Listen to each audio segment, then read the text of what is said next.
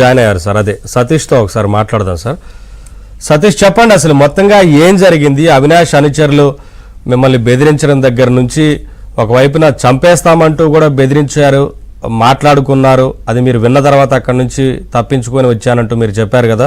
మొత్తంగా అసలు ఈ కార్ల విషయానికి సంబంధించి ఏం జరిగిందో ఒకసారి చెప్పండి. ఆ తర్వాత మిగతా అంశాల గురించి మాట్లాడదాం డిబేట్లో.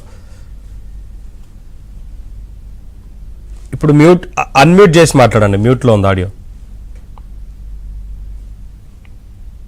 సార్ నా పేరు సతీష్ కుమార్ సార్. యా చెప్పండి.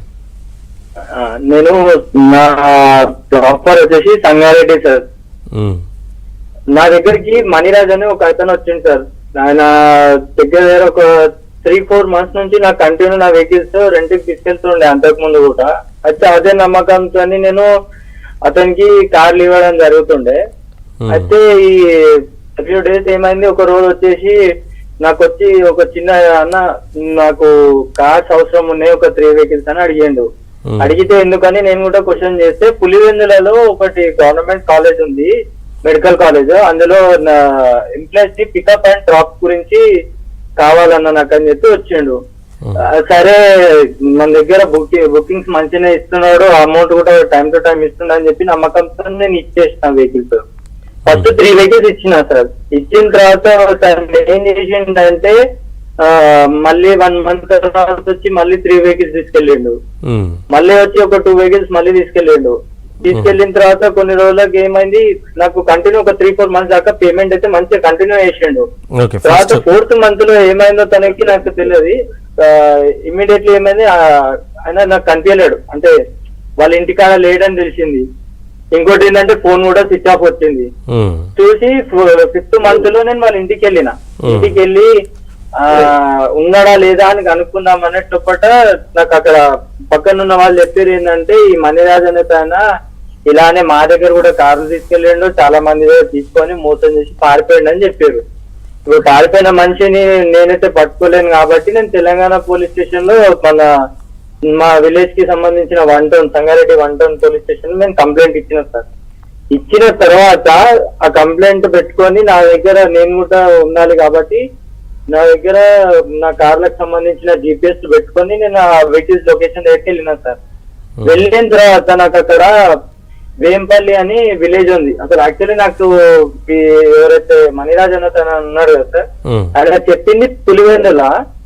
సరే అని చెప్పి నేను ఇచ్చిన వెహికల్స్, నా వెహికల్స్ వచ్చేసి నేను లొకేషన్లు చూసుకుంటే అవి వేంపల్లిలో ఉన్నాయి. సరే అని చెప్పి నా కార్స్ నావి కాబట్టి నేనే ఓనర్ని కాబట్టి నేనే పోయి తెచ్చుకోవాల్సి వస్తుందేమో, ఆయన ఏ సిచ్యువేషన్ ఉన్నాడో నాకు తెలియదు, పారిపోయింది కాబట్టి అడిగి తెచ్చుకుందామని చెప్పి నేను వాళ్ళ దగ్గరికి వెళ్ళినా సార్.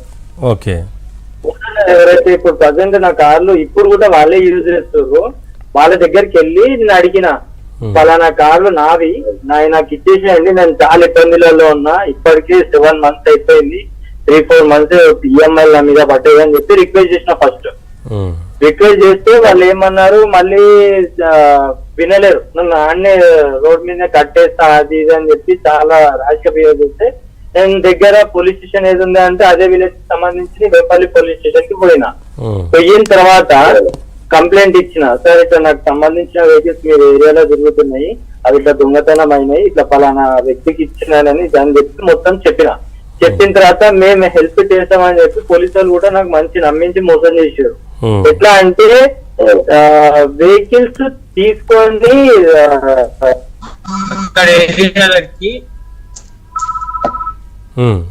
అక్కడ ఏరియాకి నన్ను తీసుకెళ్లారు, వెహికల్స్ ఎక్కడెక్కడ ఉన్నాయో అన్ని చూపిస్తా అని చెప్పి తీసుకెళ్లారు.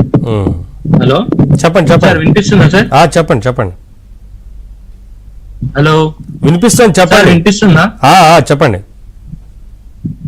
హలో సార్, అయితే వెహికల్స్ ఇప్పిస్తా అని చెప్పి నాతో మాట్లాడి నన్ను అక్కడ వెహికల్స్ ఎక్కడ ఉన్నాయో చూపిమని చెప్పారు.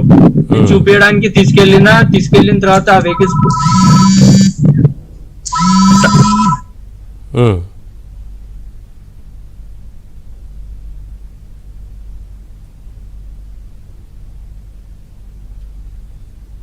సతీష్ చెప్పండి. నెట్వర్క్ వస్తుందంటే ఫోన్ చేస్తారు.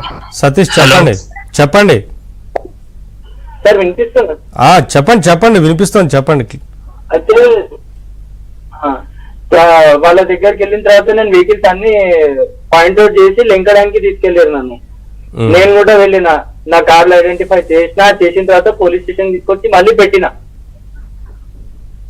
తర్వాత ఏమైనా నాకు హైయర్ అఫీషియల్స్ కి ఆర్డర్స్ తీసుకొని నేను ప్రెస్ మీట్ పెట్టి నీ వెహికల్స్ రేపు మార్నింగ్ ఇచ్చేస్తా అప్పచెప్తా, మీ తరఫు నుంచి పోలీసులను పిలిపించుకోండి అని నాకు చెప్పారు సార్.